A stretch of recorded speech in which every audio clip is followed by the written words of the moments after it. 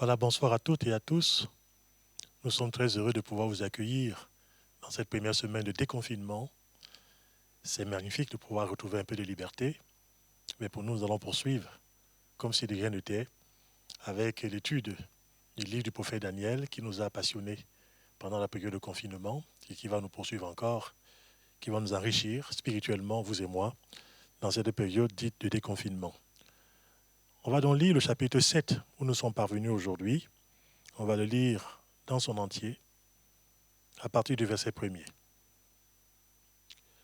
La première année de Belshazzar, roi de Babylone, Daniel eut un songe et des visions se présentèrent à son esprit pendant qu'il était sur sa couche. Ensuite, il écrivit le songe et raconta les principales choses. Daniel commença et dit, « Je regardais pendant ma vision nocturne, et voici les 4 vents des cieux firent irruption sur la grande mer. Et 4 grands animaux sortirent de la mer, différents les uns des autres. Le premier était semblable à un lion et avait des ailes d'aigle. Je regardai jusqu'au moment où ses ailes furent arrachées.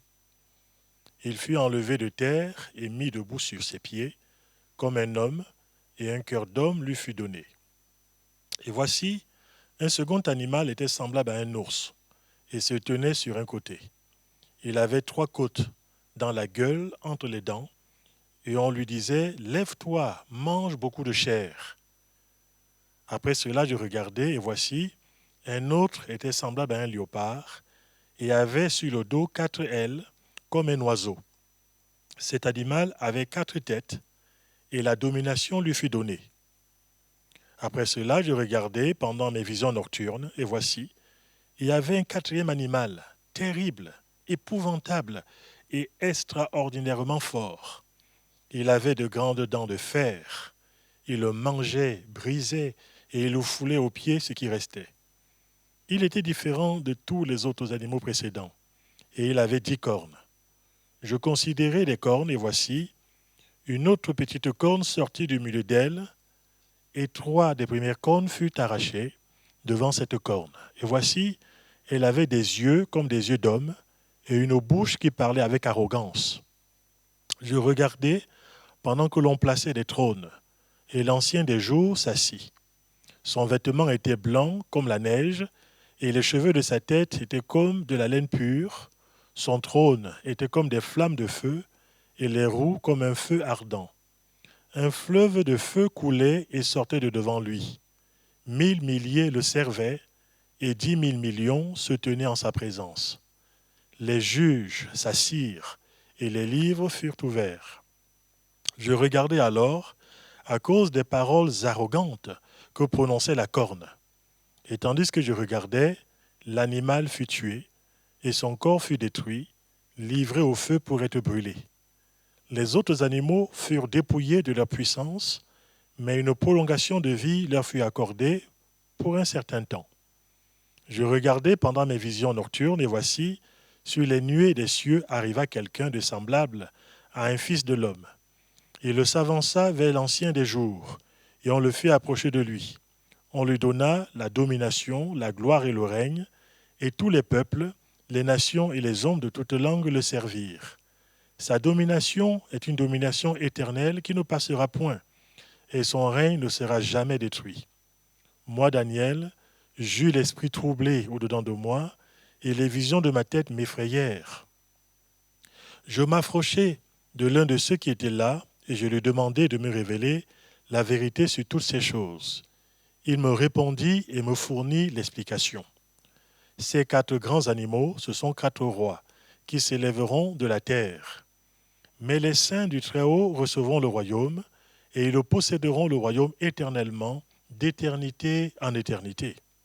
Ensuite, je désirais savoir la vérité sur le 4e animal, qui était différent de tous les autres, extrêmement terrible, qui avait des dents de fer et des ongles d'airain, qui mangeait, brisait et foulait aux pieds ce qui restait.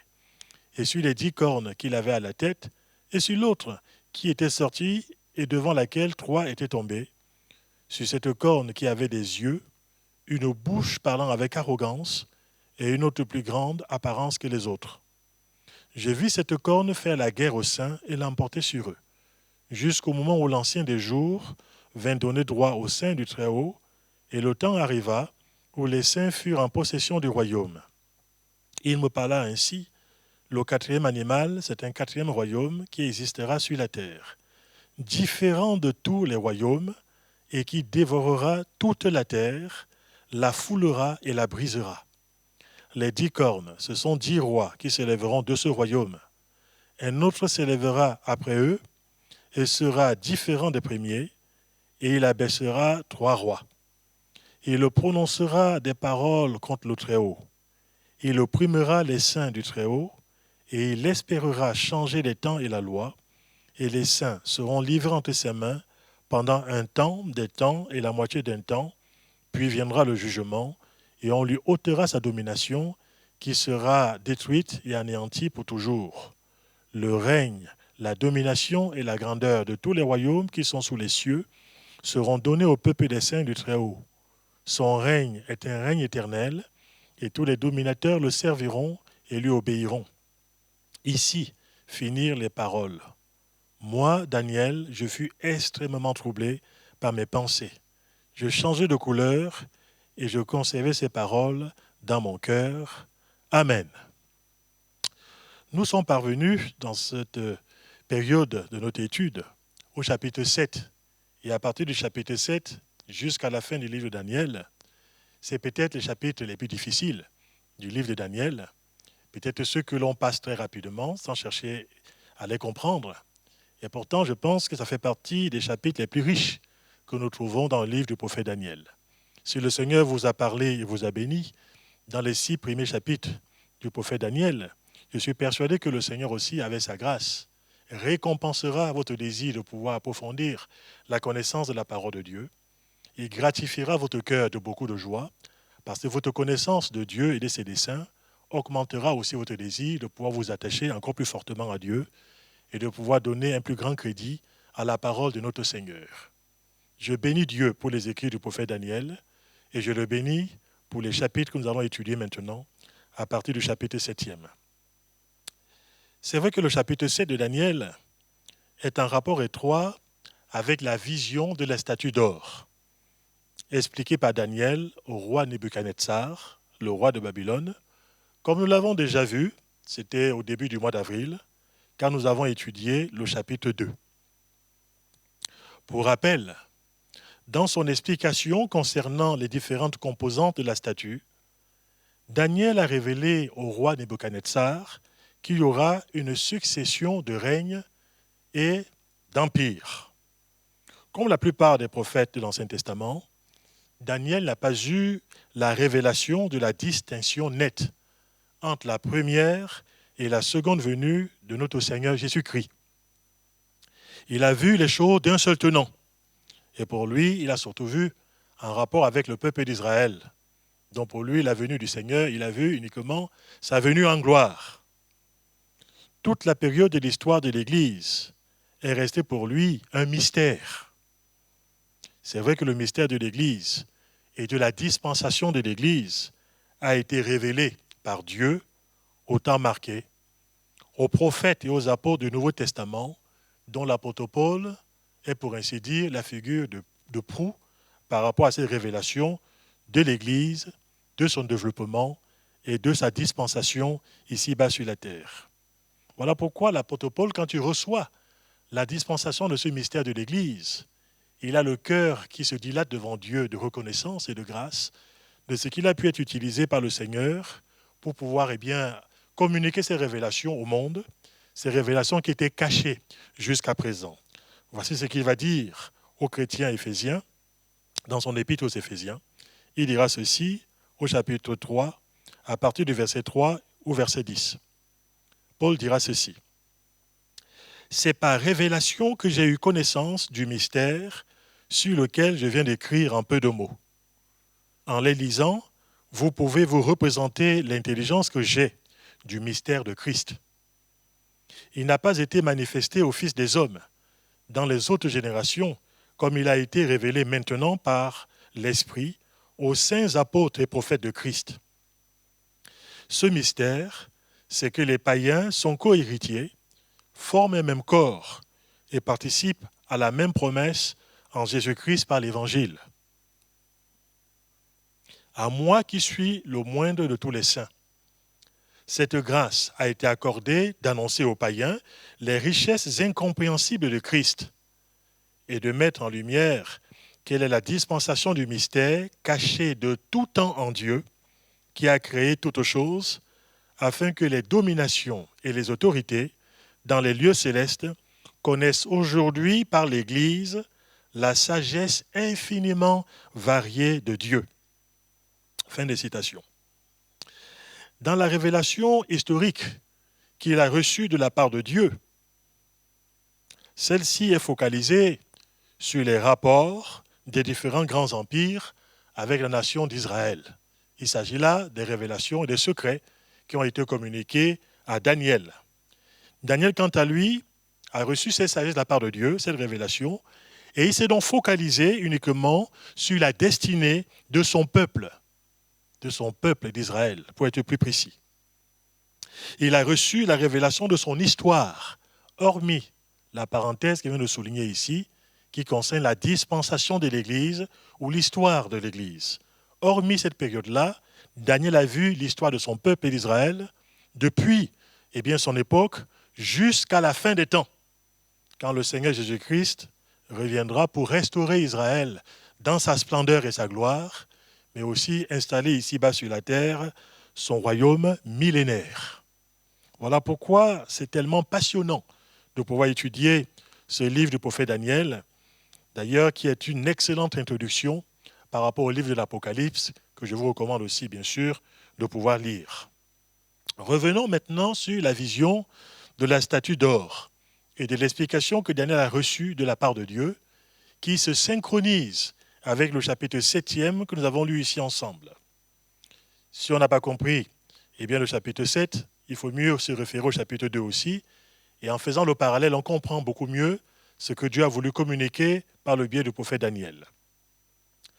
Au chapitre 2, on a donc vu déjà auparavant cette statue d'or qui avait la tête en or. Et en son temps, on a expliqué, je vais donner un petit résumé, que cela représentait l'empire babylonien dont le trône était occupé à cette période de l'histoire par le puissant roi Nebuchadnezzar.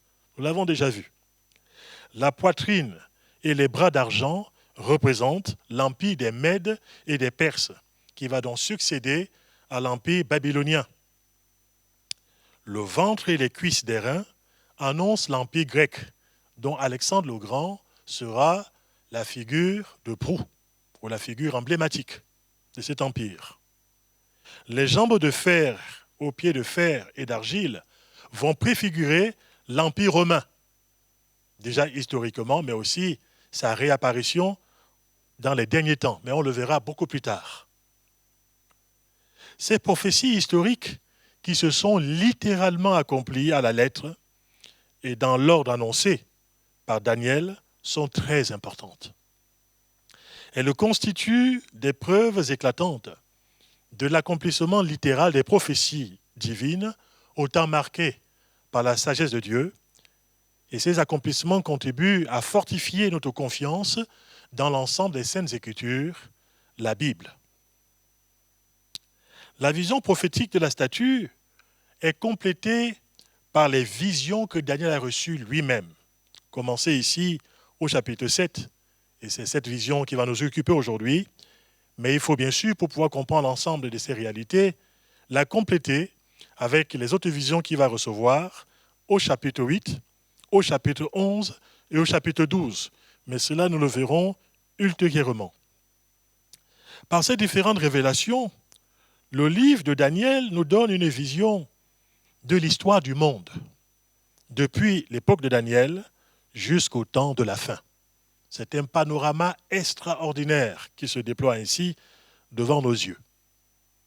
Les 4 empires qu'il va mentionner vont jouer un rôle essentiel au point de vue prophétique, et surtout le dernier empire sur lequel il y a une focalisation importante, il y a une emphase voulue par le Saint-Esprit, et des explications, parce que ce dernier empire est différent des autres empires, c'est vrai, et nous le verrons beaucoup plus tard dans nos études.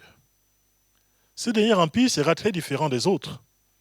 Mais on le sait déjà, on peut vous le dire, que c'est de ce dernier empire, reconstitué en son temps, que sortira celui qui est l'adversaire de Dieu, qui va s'incarner dans la personne de l'Antichrist. Pour mieux comprendre l'articulation entre le chapitre 2 et le chapitre 7 de Daniel du point de vue prophétique, je me propose maintenant, pour pouvoir organiser vos idées, pour pouvoir simplifier l'étude et pour pouvoir vous amener à pouvoir mieux comprendre l'articulation prophétique de ces passages que nous lisons, de pouvoir faire maintenant un parallèle entre le chapitre 2 et le chapitre 7 du livre de Daniel. La poitrine. Déjà, la tête d'or du chapitre 2 correspond au lion que l'on a vu tout à l'heure dans le livre de Daniel au chapitre 7. Et les deux représentent ainsi l'empire de Babylone. La poitrine, quant à elle, la poitrine d'argent, correspond à l'ours du chapitre 7. Et les deux visions représentent l'empire médo-perse. Les reins, qui étaient des reins ou de bronze, selon les traductions au chapitre 2, correspondent au léopard, qui était ailé au chapitre 7. Ce léopard avait 4 têtes, mais on verra beaucoup plus tard ce que cela représente. Et ces deux visions représentent l'empire grec. Les jambes de fer aux pieds d'argile du chapitre 2 correspondent à l'animal à 10 cornes du chapitre 7, représentant ainsi l'empire romain. Notons, et j'insiste là-dessus, que c'est pendant la domination universelle de ce dernier empire reconstitué avant le retour du Seigneur Jésus-Christ, eh bien, qu'il y aura l'avènement messianique de notre Seigneur, selon les enseignements de la parole de Dieu. Et c'est là où il y aura cette pierre figurée déjà au chapitre 2, où il y a cette statue qui est frappée d'une pierre qui sort du ciel, qui frappe la statue, sans le secours d'une main humaine, et qui va pulvériser les royaumes de cette époque-là. C'est dans ce temps-là, le temps de ce royaume et de ses rois, que le Dieu des cieux suscitera un royaume qui ne sera jamais détruit. C'est ce que nous révèle ici le prophète Daniel. Ce règne qui va précéder celui du Christ et qui se voudra aussi être un règne à vocation universelle sera contrôlé et dominé par l'Antichrist, qui sera à la tête de cet empire reconstitué et qui va donc se solder par sa défaite retentissante lors de l'avènement du Seigneur Jésus-Christ, qui instaurera physiquement sur cette terre des hommes le millénium, son règne de 1000 ans, avec aussi bien sûr la restauration d'Israël en tant que peuple élu de Dieu. À côté de l'Église, cela va de soi, mais c'est important de le souligner. Dieu n'a jamais oublié son peuple d'Israël. Et l'Église n'a jamais remplacé Israël dans le cœur de Dieu. Nous bénissons le Seigneur parce qu'à ce moment-là, ces deux entités qui déjà, par la conversion à Jésus-Christ, se trouvent dans l'Église, se trouveront associées, à ce moment-là, dans le règne millénaire de notre Seigneur Jésus-Christ.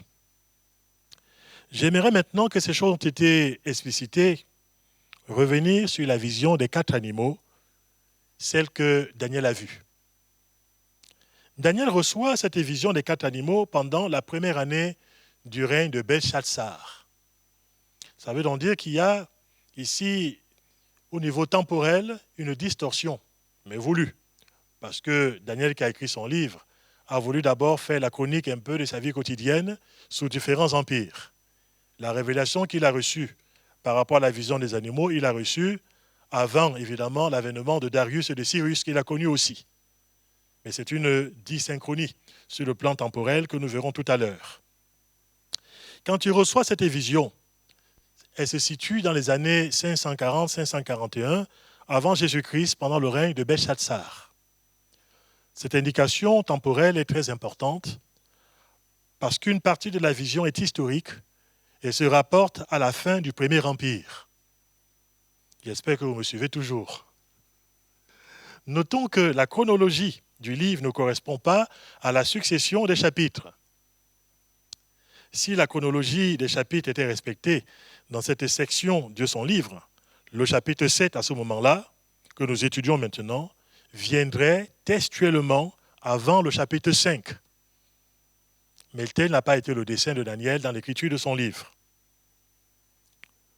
Belchatsar, ce roi profanateur et orgueilleux, que nous avons déjà étudié au chapitre 5, avait écarté Daniel pendant un temps.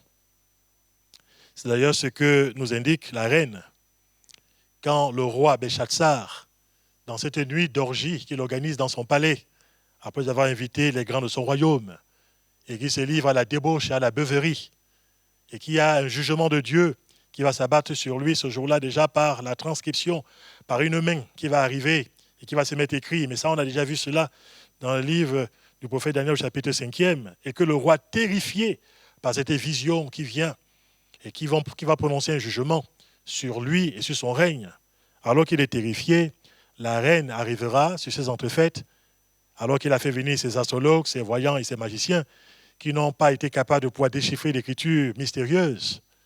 La reine lui indiquera qu'il y a donc un homme qui a été rejeté, qui s'appelle Daniel, qui a rendu dans le temps de grands services à différents rois, un homme en qui réside l'esprit des dieux. Et la reine demandera qu'il soit finalement convoqué, et le roi Belchatsar finira par convoquer le roi Daniel. Quand bien même il a été écarté pendant un temps, plus ou moins long, par le roi Belchatsar, Dieu, quant à lui, n'avait pas abandonné son serviteur fidèle. Dieu ne l'avait pas oublié. Et c'est pendant cette période où il a été mis de côté qu'il a reçu cette vision extraordinaire concernant la vision des 4 animaux. Que signifient ces 4 animaux? Il est dit au chapitre 7, verset 2, « Je regardais pendant ma vision nocturne, et voici les 4 vents des cieux firent irruption sur la grande mer. Et 4 grands animaux sortis de la mer, différents les uns des autres. » Et après, il nous explique, comme on l'a lu tout à l'heure, les différentes caractéristiques de ces différents animaux. La grande mer dont il est question ici, pour simplifier les choses, c'est la terre, de façon générale, dans son côté instable, dans son côté agité, dans son côté dominé par la puissance du mal, la puissance du péché. La terre est ainsi considérée comme étant une grande mer qui est agitée. Dans le livre de l'Apocalypse, au chapitre 17, au verset 15, qui reprend un tout petit peu cette vision, il est question des grandes eaux sur lesquelles est assise la grande prostituée.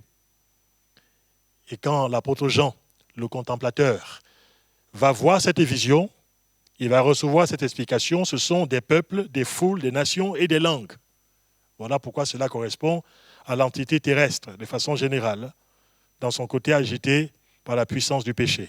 Et les vents dont il est question ici dans la vision de Daniel correspondent à des influences ténébreuses qui agitent le monde dans lequel nous vivons. Le monde entier gît sous la puissance du malin. Et ces 4 vents qui sont là aussi, ça montre toutes ces influences qu'il utilise pour pouvoir agiter les hommes dans toutes sortes de mauvaises pensées, de mauvaises actions et de mauvaises entreprises. Par la suite, il est question maintenant de toutes sortes d'animaux féroces. Le lion est le premier qui apparaît dans la vision de Daniel. Il apparaît et il est doté d'ailes d'aigle. Donc voilà quand même un double symbolisme. Déjà, en tant que lion, cela symbolise le roi des animaux de la forêt, mais en tant qu'aigle aussi, il est reconnu que c'est le roi des oiseaux. Ces 2 caractéristiques se trouvent ainsi pour pouvoir expliquer la puissance et la domination du premier empire qui nous est révélé ici par le prophète Daniel. Ce premier empire qui aura aussi une vocation universelle par rapport au monde connu de cette époque. Rappelons-nous que quand Dieu parlera par rapport à Nebuchadnezzar, par le biais de Daniel, il va dire à Nebuchadnezzar, le Dieu très haut t'avait donné la domination sur tous les peuples, sur toutes les langues, sur toutes les tribus, partout dans le monde. C'était le monde connu de cette époque. Et c'est vrai que Nebuchadnezzar, en son temps, a incarné cette autorité et cette domination. Au verset 4, Daniel précise, « Je regardais jusqu'au moment où ses ailes furent arrachées. Il fut enlevé de terre et mis debout sur ses pieds, et un cœur d'homme lui fut donné. » En effet, comme nous l'avons déjà enseigné, étudié avec vous, au chapitre 4, le roi Nebuchadnezzar fut dépouillé de tout ce qui faisait son orgueil. Il s'était élevé comme un aigle jusqu'à pouvoir défier le Dieu très haut, et il a été précipité par terre, où il a été relégué parmi les bêtes. Mais nous l'avons vu ensemble en étudiant le chapitre 4e. Et après sa repentance sincère, la raison lui a été donnée. Il a été relevé par le Seigneur, il a été restauré, remis dans son règne. Il nous a même dit qu'un cœur d'homme lui a été donné. Cela signifie qu'après la dure épreuve de son humiliation, de son abaissement, quand il s'est ressaisi sur le plan spirituel, qu'il s'est repenti de ses péchés, un cœur d'homme lui a été donné. Ce n'a plus été ce grand tyran, ce n'a plus été cette personne aux instincts bestiaux qui a gouverné son empire. La connaissance qu'il avait eue de Dieu l'avait quelque part changé de l'intérieur de son cœur aussi, l'avait changé sur le plan spirituel. Et ce royaume de Babylone ne va pas subsister pendant longtemps après Nebuchadnezzar. Nous avons la confirmation dans les écrits de Daniel, avec l'histoire de Belshazzar, qui sera l'un de ses successeurs, mais on a aussi pu voir rapidement comment est-ce que son règne sera rapidement abrégé. Cela est confirmé aussi par les écrits historiques que j'ai déjà cités ici en son temps. La raison pour laquelle Babylone figure la première dans les visions de Daniel, c'est que ce royaume a inauguré ce que la Bible appelle le temps des nations. Le temps des nations. Et cette expression est très importante, puisque Jésus-Christ lui-même reprendra cette expression, parlant de Jérusalem, parlant du fait que finalement, à un moment donné, le temple qui avait été reconstruit en son temps par le roi Hérode serait détruit. Il va dire jusqu'à ce que le temps des nations puisse s'achever. Et ici, cette expression, elle revient par rapport à ce roi Nebuchadnezzar qui va inaugurer ce que bibliquement on appelle le temps des nations. Pourquoi ? Parce que déjà, Nebuchadnezzar a été l'instrument choisi par Dieu à cette époque. C'est assez étrange, mais c'est ainsi que cela s'est passé. Il a été l'instrument choisi par Dieu pour châtier Israël, et plus précisément le royaume de Juda, et plus précisément la ville de Jérusalem, jusqu'à pouvoir supprimer l'indépendance de ce pays, de ce royaume. À l'origine, on le sait, Israël, quand il a été choisi par Dieu, avait été, pour ainsi dire, le centre du monde, et c'est ainsi que Dieu l'avait choisi, et c'est ainsi que Dieu voyait Israël quand il l'avait choisi à l'origine. Voici en l'occurrence ce que Moïse dira, conduit par le Saint-Esprit, dans Deutéronome au chapitre 32, du verset 8 jusqu'au verset 9. Moïse dit ceci par rapport à la destinée d'Israël. Je cite. « Quand le Très-Haut donna un héritage aux nations, quand il sépara les enfants des hommes et le fixa les limites des peuples, d'après le nombre des enfants d'Israël, car la portion de l'Éternel, c'est son peuple. Jacob est la part de son héritage. » Israël était la prunelle de ses yeux. C'était pour ainsi dire le cœur de la vision de Dieu à cette époque-là, et aussi pendant très longtemps. Le prophète Ézéchiel, qui a été parmi les prophètes qui ont averti Israël que s'il persistait dans le péché, il serait châtié. Il a fait d'ailleurs, comme l'a fait aussi le prophète Jérémie en son temps, et d'autres prophètes. Ézéchiel constate qu'il y a eu une dégénérescence spirituelle dans le cœur du peuple de Dieu. Et ainsi, au chapitre 5 d'Ézéchiel, au verset 5e, on peut lire ceci. « Ainsi parle le Seigneur, l'Éternel. C'est là cette Jérusalem que j'avais placée au milieu des nations et des pays alentours. Elle a violé mes lois et mes ordonnances et s'est rendue plus coupable que les nations et pays d'alentour. » Voilà le constat du prophète Ézéchiel. Et à cause de cette tendance qui était allée en croissant dans le cœur du peuple d'Israël de façon générale, et du royaume de Juda aussi en particulier, cette tendance au rejet de la parole de Dieu, cette tendance à l'idolâtrie, cette tendance au cœur partagé entre Dieu et les idoles, cette tendance à l'endurcissement spirituel et moral, le peuple de Dieu sera finalement châtié. Et il sera même mis de côté pour un temps. Il dit bien pour un temps. Dans 2 Rois, chapitre 24, du verset 2 au verset 3, il est dit ceci par rapport à Dieu. Il les envoya contre Juda pour le détruire, selon la parole de l'Éternel. Et on peut poursuivre en disant ceci, pour ôter Juda devant sa face. C'est vrai qu'après le royaume du Nord, vous savez qu'il y avait eu à un moment donné une scission entre le royaume du Nord et le royaume du Sud. Et ça, je ne veux pas revenir sur tous les détails historiques. Le royaume du Nord, dont la capitale était Samarie, qui s'appelait donc Israël, va prendre fin en 722 avant Jésus-Christ, avec la prise de Samarie et la déportation en Assyrie.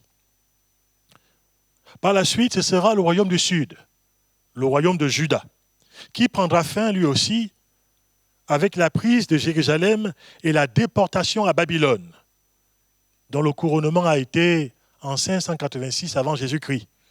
Mais avant cette dernière déportation, qui a été menée par le roi Nebuchadnezzar. Voilà pourquoi il nous intéresse dans la prophétie. 20 ans auparavant déjà, il y avait une première déportation. Il y avait eu d'autres déportations, mais celle-ci, ce sera le comble au niveau des déportations. Et à partir de ce moment-là, les 70 années d'exil peuvent être ainsi comptées. Ce sera donc l'ultime déportation. Après les premières, voilà pourquoi c'est le commencement désormais du temps des nations, du temps de la domination des nations. Ce n'est plus quelque part Israël qui est le centre du monde. Les nations prennent le contrôle du monde aussi. Voilà pourquoi on voit par la suite la succession d'empires qui ont une vocation dite universelle, en commençant par l'empire de Babylone, dont Nebuchadnezzar était la figure de proue à cette époque-là. Nous avons donc vu ensemble ce premier empire que Daniel a vu, la tête d'or de la statue. Nous avons donc vu ce lion avec des ailes d'aigle. Tout cela parlant du même empire, l'empire de Babylone. J'aimerais rapidement vous parler, pour finir pour aujourd'hui, de ce deuxième empire dont il est question. Il est dit ceci, et voici un second animal était semblable à un ours, verset 5, et se tenait sur un côté. Il avait 3 côtes dans la gueule entre les dents, et on lui disait, lève-toi, mange beaucoup de chair. Il est question donc d'un deuxième animal, d'un deuxième empire. Cet ours correspond, comme je l'ai dit tout à l'heure, historiquement à l'empire médo-perse qui a succédé à l'empire babylonien après la victoire qui a été remportée, nous l'avons déjà vu, par Darius, mais aussi par la suite par Cyrus qui sera le grand empereur de cet empire. Nous avons des détails dans Daniel chapitre 5, du verset 28 au verset 31, mais aussi dans Daniel chapitre 6 au verset 28. L'ours dont il est question ici, dans la vision de Daniel, se tient sur un côté. Même si elle a 2 pendants, on voit qu'il y a un côté qui est plus pesant qu'un autre côté. Cela signifie que cet empire médo-perse sera un empire un peu déséquilibré. En réalité, au départ, les Mèdes sont plus puissants que les Perses. C'est eux qui sont un peu les fondateurs de cet empire, avec la victoire qu'ils vont avoir sur le royaume de Babylone. Mais par la suite, pour le développement, ce seront les Perses qui seront beaucoup plus puissants que les Mèdes. Voilà pourquoi cela penche de leur côté et que quelque part cet ours semble être déséquilibré et peser davantage sur un seul côté. Mais l'ours est un animal qui est lourd, mais qui est un animal aussi qui est fort et qui est tenace. On remarque ici dans la vision de Daniel que cet ours a 3 côtes entre les dents. Et on sait historiquement que cette vision s'est accomplie, parce qu'en effet, cet empire médo-perse a fait 3 grandes conquêtes, mais cela dans 3 directions bien précises, qui nous sont d'ailleurs annoncées au chapitre 8 du livre de Daniel au verset 4. Mais nous revenons là-dessus avec une autre figure qui va compléter les 2 figures initiales pour caractériser cet empire médo-perse. Mais en tout cas ici, cet empire médo-perse aura donc une fulgurance dans 3 directions bien précises. Ils vont faire de grandes conquêtes. Déjà, du côté de l'Occident, l'empire médo-perse va conquérir la Mésopotamie, mais aussi l'Asie mineure. Du côté du nord, appelé le Septentrion dans le livre de Daniel, ils vont conquérir l'Arménie et les pays qui vont jusqu'au Turkestan, et au sud, appelé le Midi par Daniel, ils vont conquérir la Syrie, la Palestine et l'Égypte. 3 grandes directions de conquête symbolisées ici par les 3 côtes qui se trouvent dans les dents de cet ours. Et on sait que l'Empire médo-perse a eu des rapports assez particuliers avec Israël. Le plus grand roi de cet empire, c'est le roi Cyrus, qui a été un instrument entre les mains de Dieu. Il était le plus puissant de ces rois, de cet empire. Et c'est lui qui va donner le premier aux captifs de Juda l'ordre de pouvoir retourner en Palestine. Il nous a dit que Dieu a réveillé le cœur de Cyrus. C'est très impressionnant, et bien que la Bible en parle. Et par la suite, il va donc publier un décret pour pouvoir encourager les captifs de Juda, qui étaient arrivés au terme de la captivité de 70 années, de retourner sur la terre de leurs ancêtres dans le but de pouvoir reconstruire la ville de Jérusalem. Et ça, on va voir les détails par la suite, que ce soit dans le livre d'Esdras, que ce soit aussi dans le livre de Néhémie. Les rois suivants, ce roi Cyrus, il y en a au moins 2 qui sont rentrés dans la postérité. C'est le roi Darius Istapès, mais surtout le roi Artaxerxès, qui est connu souvent sous le nom de Xerxès, ou encore parfois le roi Xerxès Longue-Main. Mais son nom d'origine, c'est Artaxerxès Longimanus, c'est-à-dire Longue-Main. C'est lui aussi, c'est sous ces 2 rois, qui vont ordonner la reconstruction du temple et de la ville de Jérusalem, avec les détails qui sont là aussi dans Néhémie et dans Esdras. Sous la domination des Perses, les Juifs vont donc revenir dans leur pays, ils vont rétablir la ville de l'Éternel, ils vont même reconstruire aussi sous la dictée des gouverneurs comme Zorobabel, avec des sacrificateurs comme Zacharie et d'autres prophètes aussi, ils vont reconstruire la maison de Dieu en ce temps-là, mais ils ne vont pas pour autant retrouver leur indépendance. Voilà ce que je pouvais vous dire pour aujourd'hui, pour ne peut-être pas, je sais que déjà c'est assez dense ce que j'apporte, comme enseignement, surtout par rapport à un livre comme celui-ci, et notamment par rapport à ce chapitre 7e. Je voudrais que nous puissions nous y arrêter par rapport à aujourd'hui. On a donc pu voir cette vision de ces 4 animaux, avec en l'occurrence cette mention de ces 2 premiers empires, l'empire donc babylonien avec Nebuchadnezzar, et finalement la succession de cet empire qui sera l'empire médo-perse, qui aura aussi un rôle déterminant en rapport avec Israël. On va s'arrêter pour aujourd'hui, et la semaine prochaine, Dieu le voulant, nous poursuivrons l'étude de la vision du chapitre 7e du livre du prophète Daniel. Courbons nos cœurs devant le Seigneur et remercions-le. Nous voulons te remercier, Seigneur, pour ta parole. Je veux te remercier parce que ta parole est la vérité. Tu ne l'as pas laissée pour qu'elle soit un mystère pour notre cœur. Tu as voulu qu'elle puisse nous être révélée. Nous voulons te remercier pour le Saint-Esprit qui nous révèle ces réalités. Nous voulons te remercier pour la Bible aussi, que tu as inspirée et qui explique des passages, mon Dieu aussi, qui sont là, pour pouvoir les compléter dans la révélation, pour que nous puissions comprendre ces réalités, surtout pour nous aujourd'hui, qui sont parvenus à la fin des siècles, à la fin des temps. Mon Dieu, c'est vrai que nous croyons que ce livre de Daniel, c'est un miroir de ces temps, et que nous allons vers cette période où les choses se manifesteront de plus en plus de façon visible, où la connaissance, comme c'est écrit dans le livre de Daniel, augmentera. Je veux te prier qu'elle augmente dans nos cœurs, pas uniquement une connaissance intellectuelle, mais qu'elle puisse pousser chacun d'entre nous à chercher à te connaître de façon spirituelle, à nous attacher encore plus fortement à ta personne, à aimer ta parole, à la serrer dans notre cœur et à la vivre au quotidien. Qu'il en soit ainsi, Seigneur. Encourage tes enfants à prendre le temps de lire ta parole, de l'étudier, de pouvoir être sérieux, être diligent, Seigneur, dans la compréhension de ces choses qui sont pour nous. Non seulement pour nous, mais aussi pour que nous puissions les transmettre aux autres. Qu'il en soit ainsi, au nom de Jésus. Amen. Gloire à Dieu.